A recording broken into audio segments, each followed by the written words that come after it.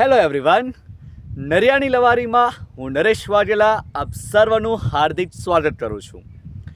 મિત્રો, લોકોના જીવનની અંદર અજીબોગરીબ ઘટનાઓ બને છે. અમુક ઘટનાઓ એવી હોય છે જે એમના જીવનને પ્રેરિત કરે છે અને અમુક ઘટનાઓ એવી હોય છે જે એમના જીવનને છિન્ન ભિન્ન કરી નાખે છે. પણ મારું કંઈ અલગ જ છે. મારા જીવનમાં એવી જ ઘટનાઓ બને છે જે મારા જીવનને છિન્ન ભિન્ન કરી નાખે છે. આવી જ ઘટના લઈને હું આજે આવ્યો છું. મિત્રો, એક દિવસ મધ્યરાત્રિએ મને એક વિચાર આવ્યો કે હવે મારા દિલનું કનેક્શન તો કોઈની સાથે જોડાતું નથી, તો ચલો થોડો ઘણો અભ્યાસ કરી લઉં. જેવો જ અભ્યાસનો વિચાર આવે છે, મારા દિમાગને મિની હાર્ટ એટેક આવે છે. મારું દિમાગ મને ઊભો કરીને કહે છે, ભાઈ, તારું દિલનું કનેક્શન જોડાતું નથી, તું મારી શા માટે પથારી ફેરવે છે? પરંતુ મેં મારા દિમાગને સમજાવ્યું કે ના ભાઈ, હવે પછી માત્ર ને માત્ર અભ્યાસ. રાત્રે ઉઠ્યો, મારા મમ્મી પપ્પા સૂઈ ગયા છે, એમના આશીર્વાદ લીધા કે હવે પછી મારા નવા જીવનની હું શરૂઆત કરવા જઈ રહ્યો છું. સાંજે ચોપડી પણ લીધી, વાંચવા પણ બેસી ગયો. 15-20 મિનિટ વાંચ્યું, પછી વિચાર્યું ચલો અત્યારે સૂઈ જાઉં, આ ડિસિઝનને કાલથી ફોલો કરીશ.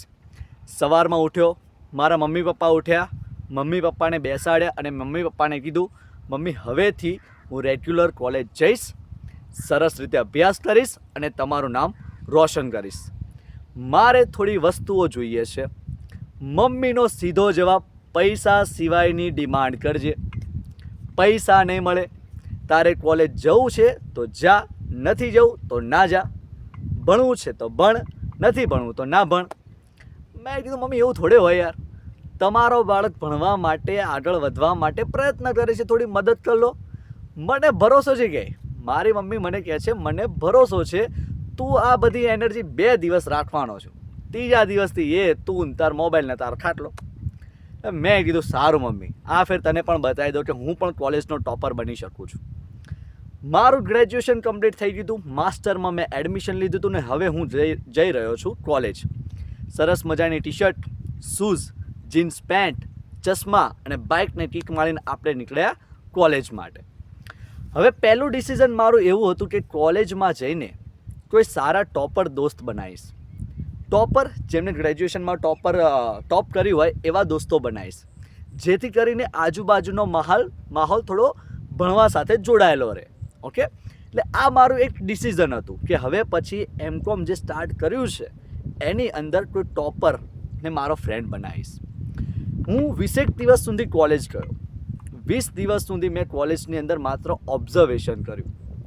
ચોપડા લીધા વગર જઈએ, પ્રોફેસર બોર્ડ ભરે એટલે ફોટો ઝૂમ કરીને પાડી લઈએ.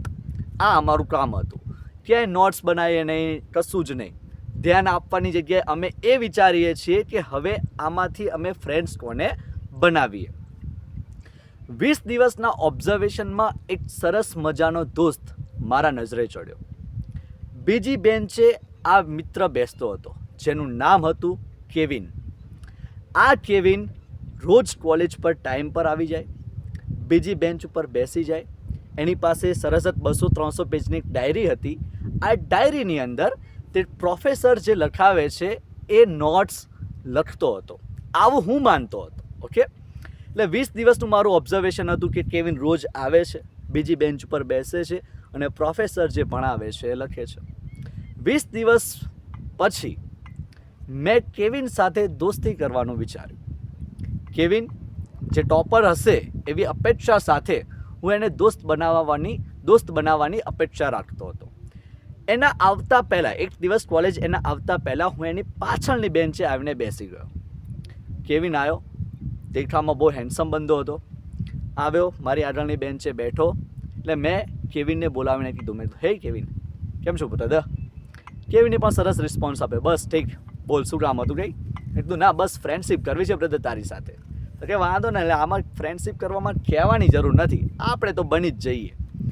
મેં કીધું, બ્રધર, મારે 20 દિવસથી જે લેક્ચર્સ આવ્યા છે એની નોટ્સ બનાવવાની બાકી છે, મને તો નોટ્સ આપી શકે? એ હસવા લાગ્યો. મેં, બ્રધર, હસવાની વાત નથી, મેં સાચે જ 20 દિવસથી નોટ્સ નહીં બનાવી. તમે ડાયરીમાં જે રોજ લખો છો એ નોટ્સ મને આપો તો સારું, જેથી કરીને મારું જે સ્કીપ થયું છે એ બધું હું લખી શકું. કેવિને મને ડાયરી આપી. ડાયરી મેં જોઈ અને મારું દિમાગ આઉટ ઓફ કંટ્રોલ થઈ. કેવિને ડાયરીના 3 ભાગ પાડ્યા હતા અને આ 3 ભાગમાં શું હતું તમને જણાવું.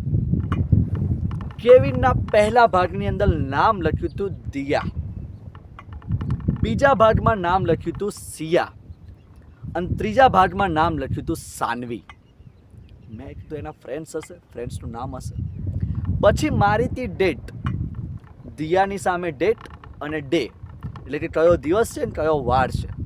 પછી નીચે લખ્યું હતું દિયાએ આજે ગુલાબી કલરનો ડ્રેસ પહેર્યો છે, દિયાના નેલ પોલિશ આજે ગુલાબી કલરના છે, દિયાએ આજે ગુલાબી કલરના શૂઝ પહેર્યા છે, દિયાના વાળ આજે ખુલ્લા હતા અને એને માથામાં ગુલાબી કલરનું બટકલ નાખ્યું છે, દિયા આજે સરસ મજાની દેખાઈ રહી છે, દિયા એની આ ફ્રેન્ડ સાથે આ વાત કરતી હતી, દિયાએ આજે કેન્ટીનમાં આ ખાધું હતું, દિયા આજે આટલા વાગે કોલેજ આવી હતી અને આટલા વાગે કોલેજથી ગઈ હતી.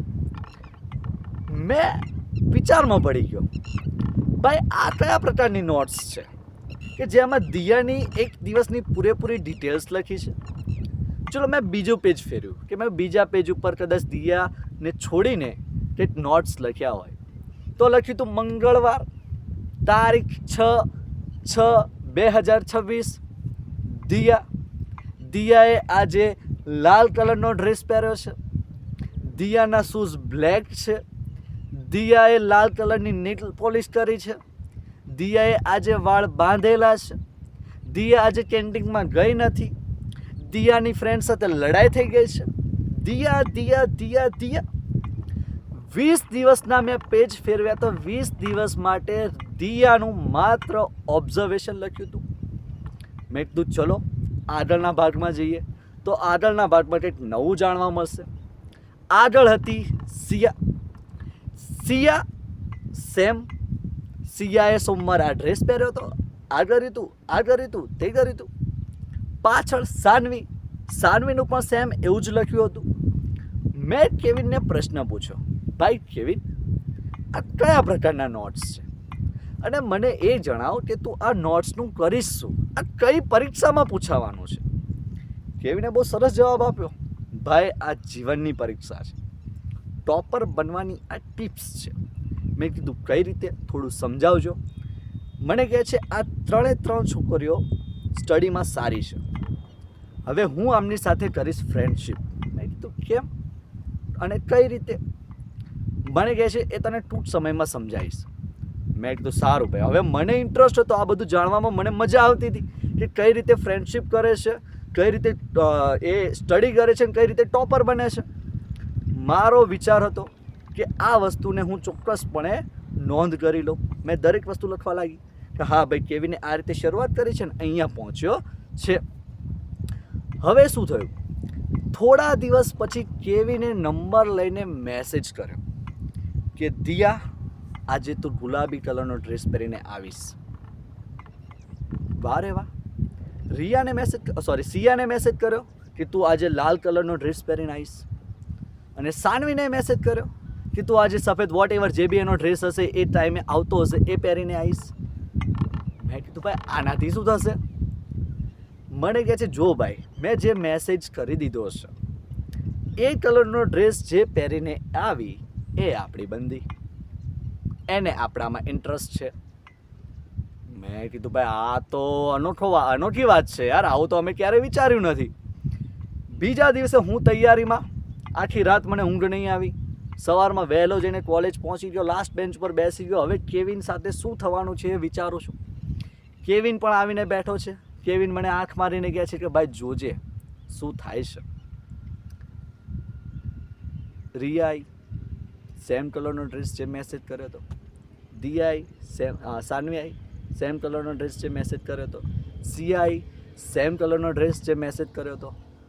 આ તો ગડબડ થઈ ગઈ યાર. મેં કીધું 3 સેમ ડ્રેસ પહેર્યો છે, હવે તારું શું થશે કેવિન? હવે તું કઈ રીતે આગળ વધીશ આમાં?